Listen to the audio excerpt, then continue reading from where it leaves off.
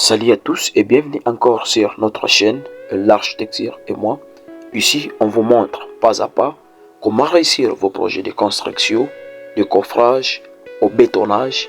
Que vous soyez étudiant ou ouvrier ou passionné du BTP, de l'architecture et du génie civil, et que vous soyez aussi client prêt à construire sa maison, et cette chaîne vous concerne. Ici, vous aurez à suivre des tutoriels sur la présentation de certains logiciels d'architecture, des vidéos du chantier en temps réel, des explications claires sur le coffrage, le béton, le ferraillage, l'élévation des murs en briques et en blocs ciment, avec comme objectif transmettre le savoir-faire du terrain et vous accompagner, que vous soyez apprenti, technicien ou artisan, voire même particulier, passionné ou prêt à construire sa maison. Cette chaîne vous concerne.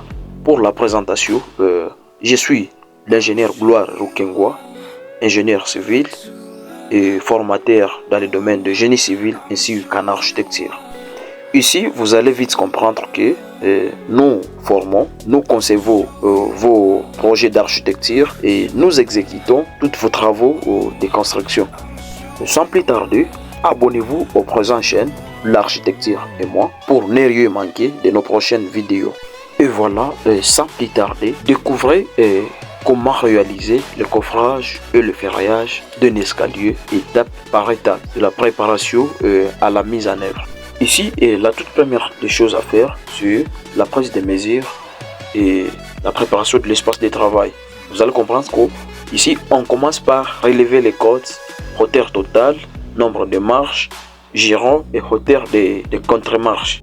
Et par après, on passe directement à l'assemblage du coffrage. Et vous allez comprendre qu'ici, on commence par monter la paillasse, le côte, puis les contre-marches. Vous allez comprendre que c'est les contre-marches qui viennent tout juste en dernier. Donc c'est les contre-marches qui viennent, ça vient même après le ferraillage. Et par après, vous serez curieux, vous devez être obligé de vous assurer que votre coffrage est bien calé, ou soit par le vis, ou soit par le clou. Et pour les cas de l'escalier ci-présent que nous sommes en train d'exécuter, vous allez constater qu'elle est constituée de limons aux extrémités. Le premier volet a des limons, le deuxième volet a un seul limon aux extrémités. Et ça nous a aidé à éliminer les poteaux sur l'ensemble de l'escalier. Ici, vous allez vite constater que ces deux volets ne sont pas uniformes, n'ont pas de mesures uniformes. Le premier volet a les mesures inférieures qui est la deuxième volet.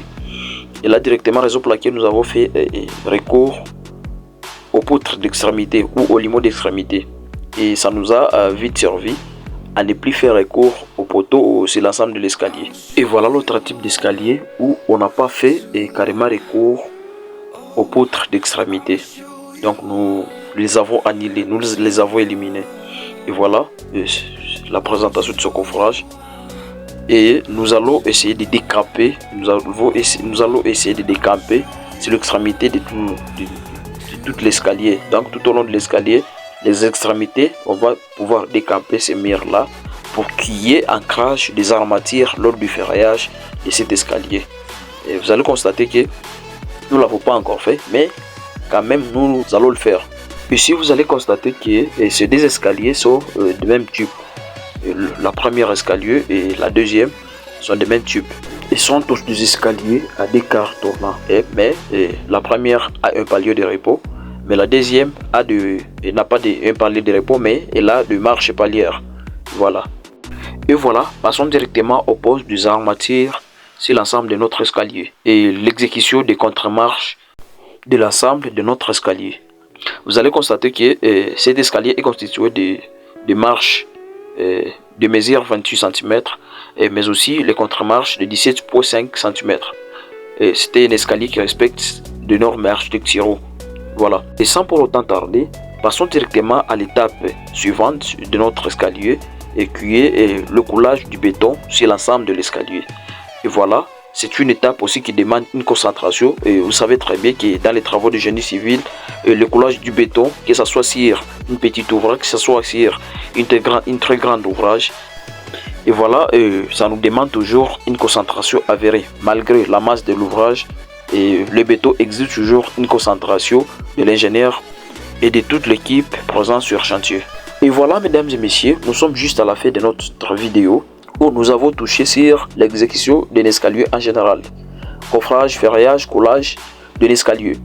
Et nous avons, on a tout expliqué, nous avons traité ne fût-ce qu'un seul type d'escalier, l'escalier à quartier tournant.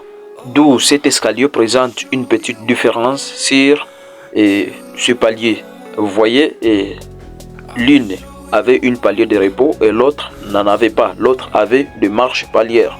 Voilà. Mesdames et messieurs, nous vous remercions de nous avoir suivis. Surtout, n'oubliez pas de vous abonner et activer juste la cloche de notification pour ne rien manquer de nos prochaines vidéos.